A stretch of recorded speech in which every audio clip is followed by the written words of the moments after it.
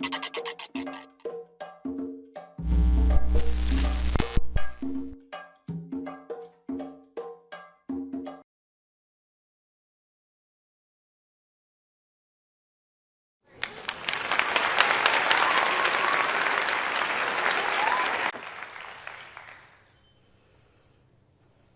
I was a little girl, my mom and dad gave me Barbie dolls, like many American families.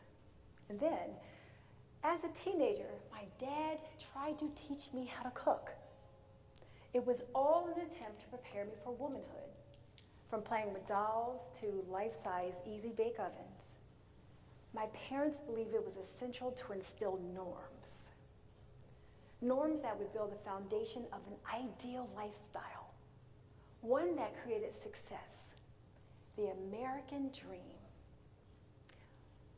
Ultimately, the plan was simple. Ultimately, becoming a woman such as Claire Huxtable from The Cosby Show, the perfect wife, mother, and career woman. The plan was simple. Grow up in a structured home, go to college, have a respectable career, get married, and eventually have children, checking off accomplishments in an orderly fashion. But life doesn't always allow us to check the boxes. Sometimes it has a way of rearranging some and adding ones that you never imagined.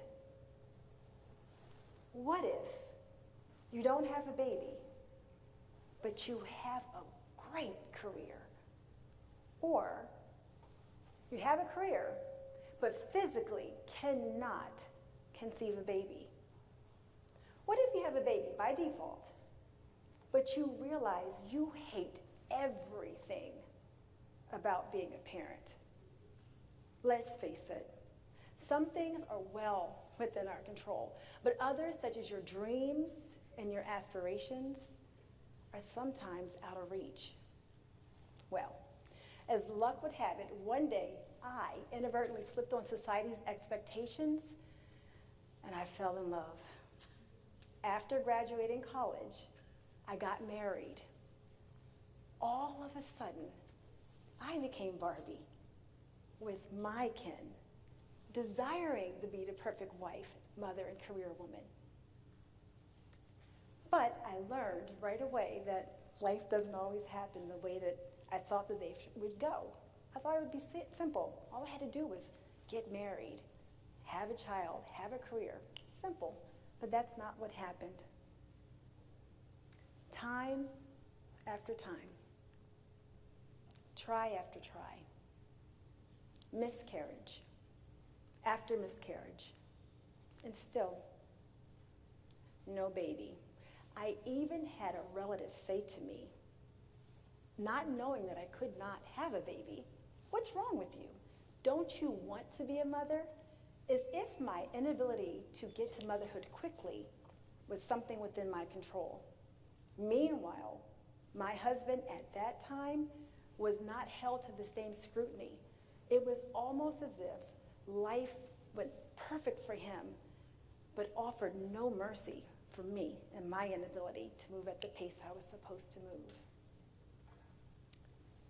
Then one day, life changed. I had a baby,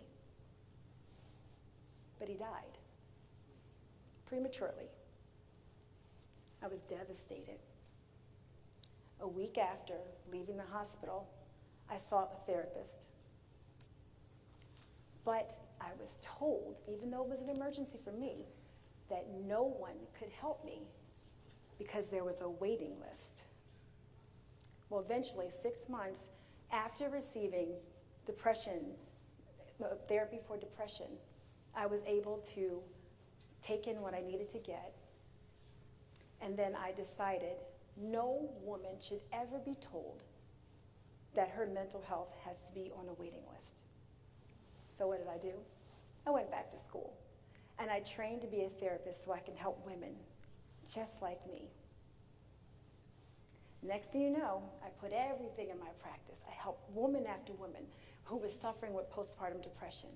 Then life swung me another curveball. I got pregnant. Then all of a sudden, in my 40s, single, divorced, I have a baby, an 8-pound little boy named Christopher. Not the ideal time frame that I had. There I was, stretched thin by work, doing it alone without the support I needed, with a baby.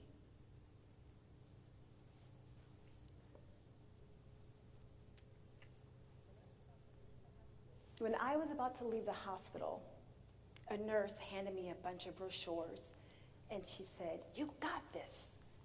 You do this all the time with other women." But I didn't have it.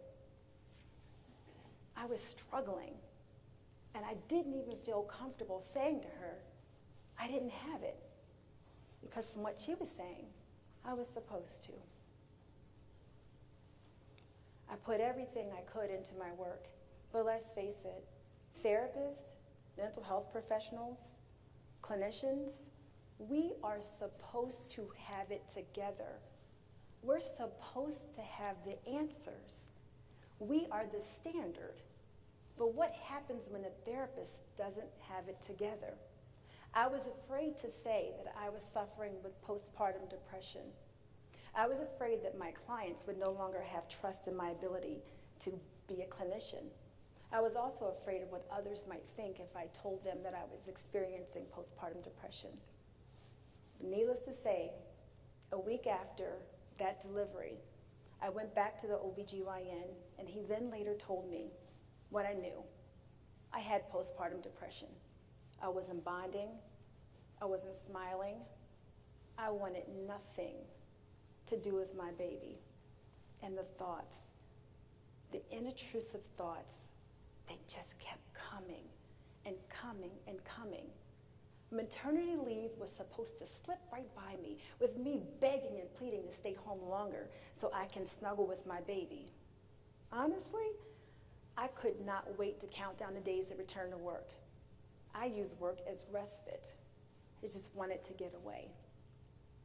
Postpartum depression does not care about your title, your work, what you do, who you are. It does not care. And when you operate in silence, it has a way of consuming you.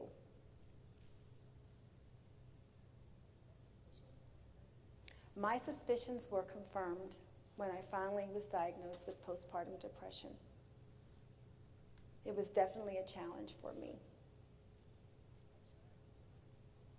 I tried so hard to be the perfect clinician, smiling behind a professional mask, but I was struggling inside. Here's the truth. Postpartum depression doesn't care about any of those things. Your titles, any of that. What is important is the fact that you need to get help and that you should get help. Just as a surgeon cannot treat themselves or administer their own anesthesia, clinicians cannot self-talk themselves into a cure.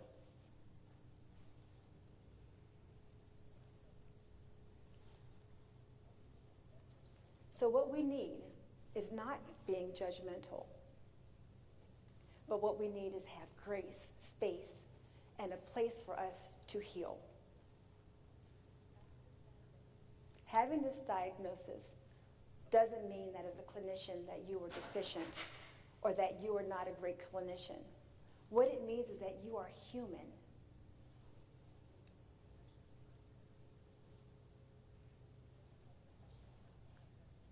Health professionals are not perfect. We're not robots.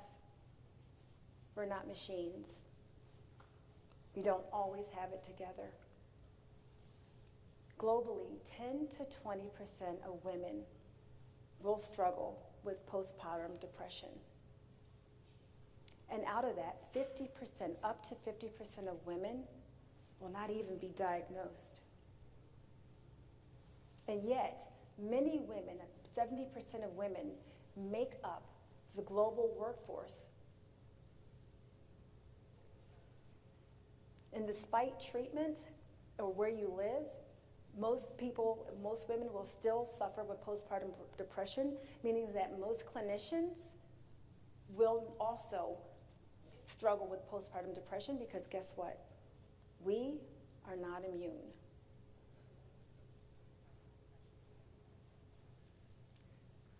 To mothers facing postpartum depression, you are not alone. Your battle is real. And what you feel is just as real. To therapists and physicians, seeking help is essential. Understand that you are human.